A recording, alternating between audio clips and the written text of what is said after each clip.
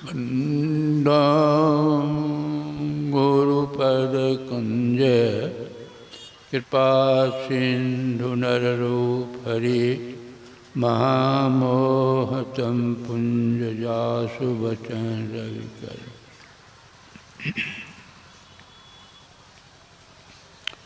परम आदरणीय मैं को ठीक करूँ।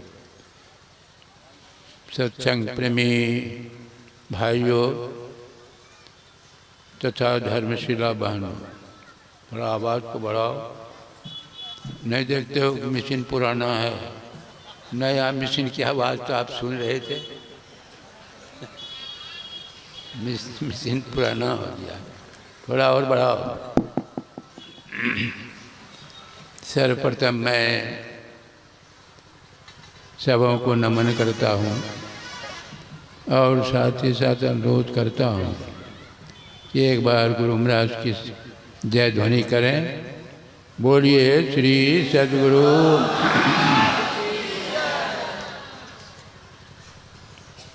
ये तो सभी लोग इस वर्तमान परिवेश में संत मत का ज्ञान प्रसारित करना बहुत आवश्यक है।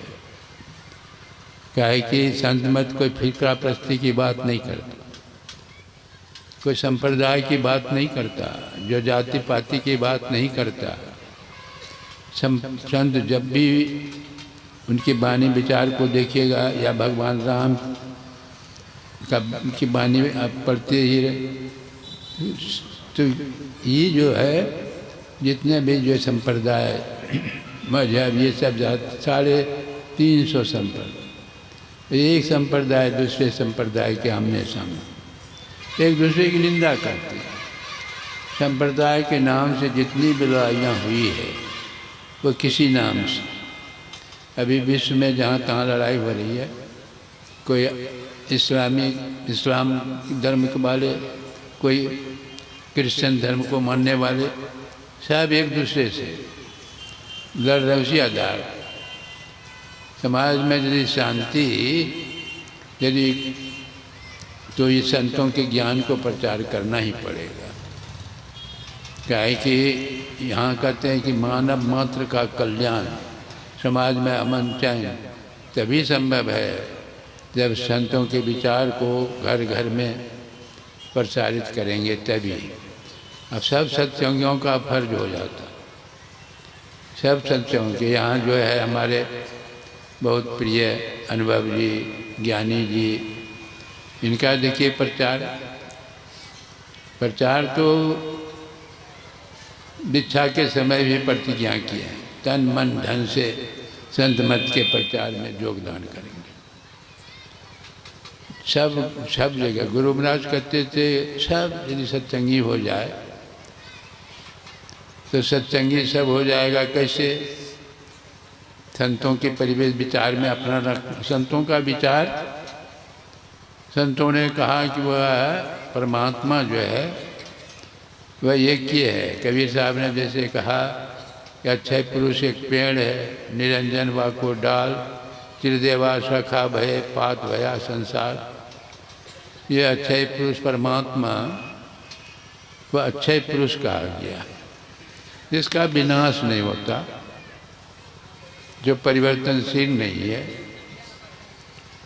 तो अच्छे पुरुष एक पेड़ है, जैसे वृक्ष के पत्ते सखा पर सखा पत्ते वृक्ष का अंग है, उसी तरह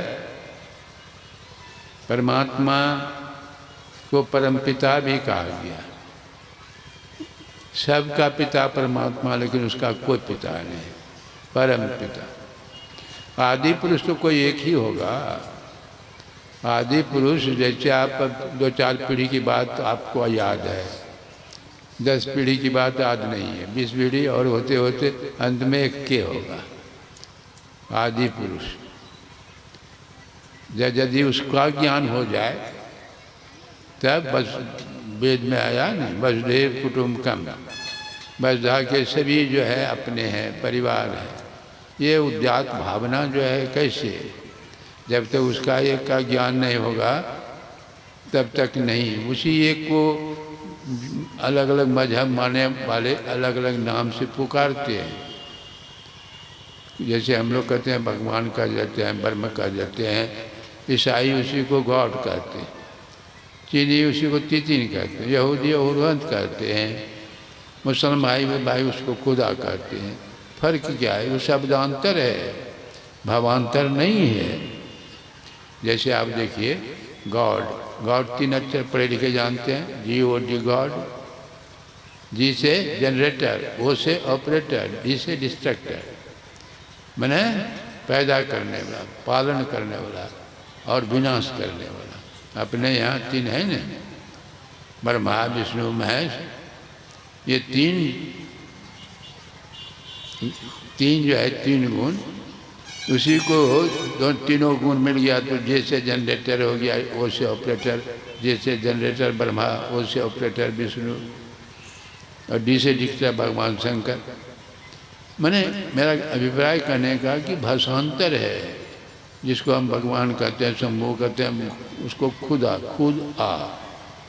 खुदा, वह भी कहते हैं खुदा एक ही है। ईसाई उसको वह भी कहते हैं God is one and same. हम लोग भी कहते हैं ब्रह्म एक है, परमात्मा एक है, एक वो हम ज्योतियो नास्ति। तो झगड़ा कहाँ होता है? झगड़ा भाषा का ज्ञान नहीं, भाषांतर, भाषा का ज्ञान नहीं, झगड़ा शुरू। अब देखिए एक आदमी था, वह फारसी नहीं जानता था, प्यास लगी तो